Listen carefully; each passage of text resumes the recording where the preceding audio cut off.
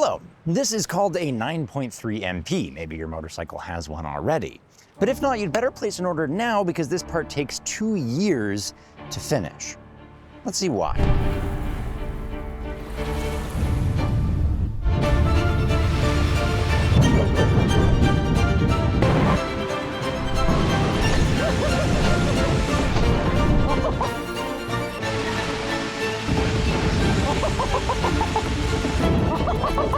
Oh yeah, that was way more exciting. All right, we have to stop this dude. So this is what engineers call a hydraulic electronic control unit, for saving face in that mu transition.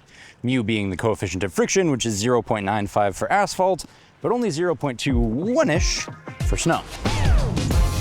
Braking across a mu transition is possible enough if you can see it.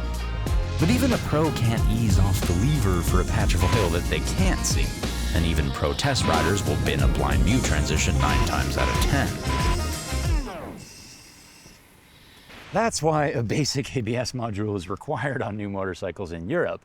But a basic ABS module wouldn't take 2 years to calibrate. You just need a wheel speed sensor to detect slip, then 2 valves. The first to hold pressure when you're close to locked up, the second to bleed pressure back to the reservoir when you've already flocked up. That's all. Such a simple system can still momentarily release your brakes every 5/1000ths of a second, making it uncrashable even when I death grip the lever onto snow tiles. But as impressive as that is, all those moments of bled brakes add up to a stopping distance that is not. I can still outbrake ABS just by balancing the slide between my 2 balls. So we have an extra thing, a heavy thing, a complex thing that's annoyingly intrusive on gravel and racetracks, and even in the most critical use case scenario, can be outperformed by 200 pounds of Canadian beef. But that is the government minimum, and that is why Bosch spends 2 years adding a human touch. Meet Natter.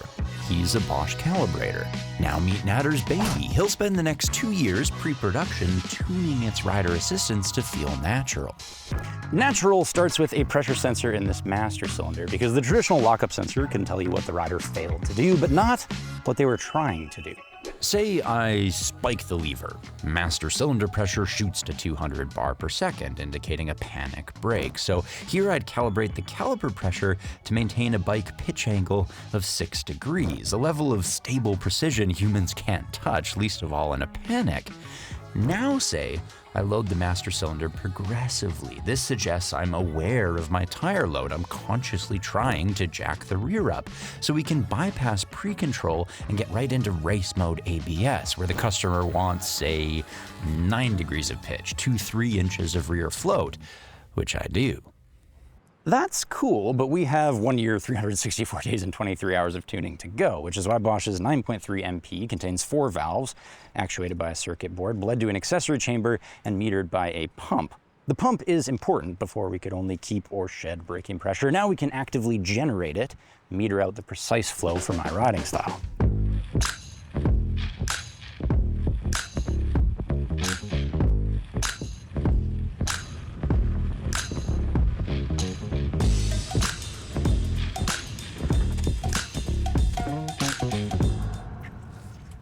Obviously sketchy, right?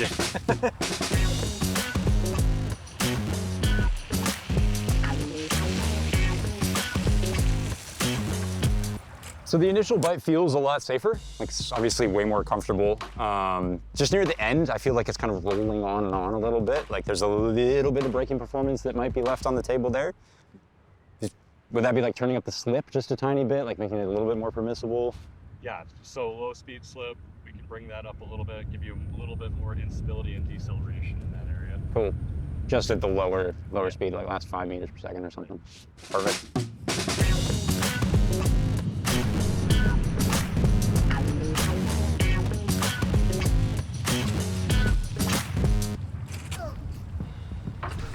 Yeah, it's perfect. I mean, it's obviously pretty permissive. Like I probably wouldn't put my mother on it, but for me, that's kind of right where I want it to be. See, what we've done is look at my RBE, rider's best effort. It's a short stop, but every time that wheel speed drops to 0, as a lockup, I might crash if I'm not punching 2 children. But because we have a pump, look at the ABS slip ratio. 6%, 7%, 8%, 6%, 10%. That wheel is sliding the whole way down, but only barely slower than the motorcycle. A human wouldn't even notice. This is a very stable stop, but then look at my master cylinder pressure relative to the caliper. It starts to diverge just near the end. That's me asking for more stopping power than the ABS is giving me because I'm starting to feel comfortable with more lockup at the slower speed. So let's hold slip ratio around 8%, but then ramp the permissibility linearly to 15 with meters per second below the last 5.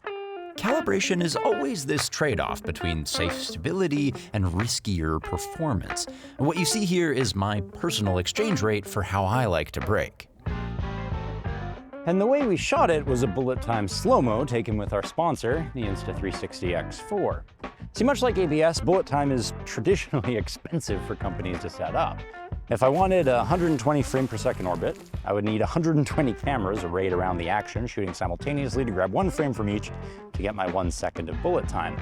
Well, that's feasible enough if you're Top Gear, but hard as I try, I'm not. So, we built this helmet helicopter thingy.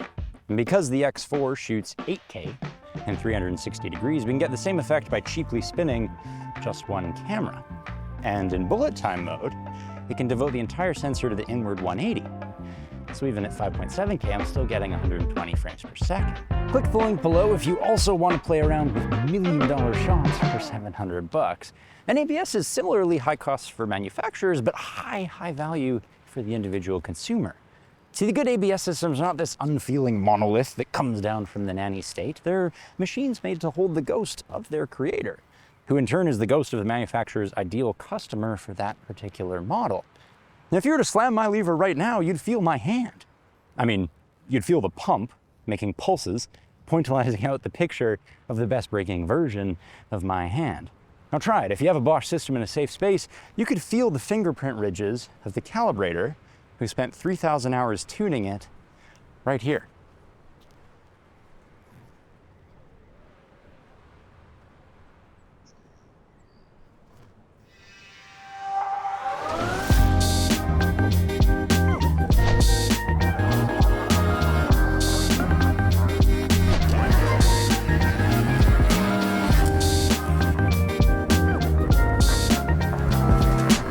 So what I'm trying to do is drift turn the bike. Lean at 5 degrees, blip the throttle, and use that slide to yaw.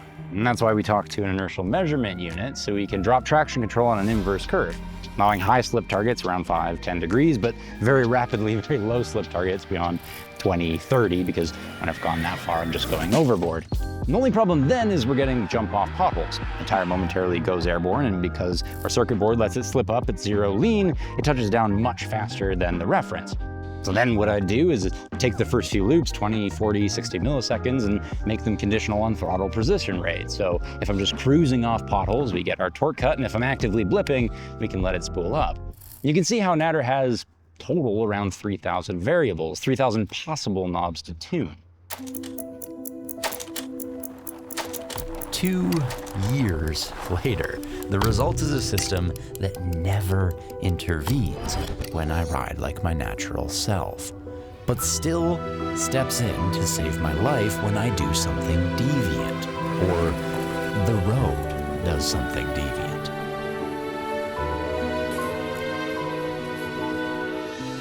Your take home is to really get into ABS and traction control the next time you test a bike, because you'll feel the personality of a rider in there. Maybe it matches yours, maybe it doesn't. And the worst thing we can do is just turn it all off or just choose blind, because that's 2 years of work. And I'm not allowed to say how much it costs a manufacturer, but none of us could afford to have this done otherwise.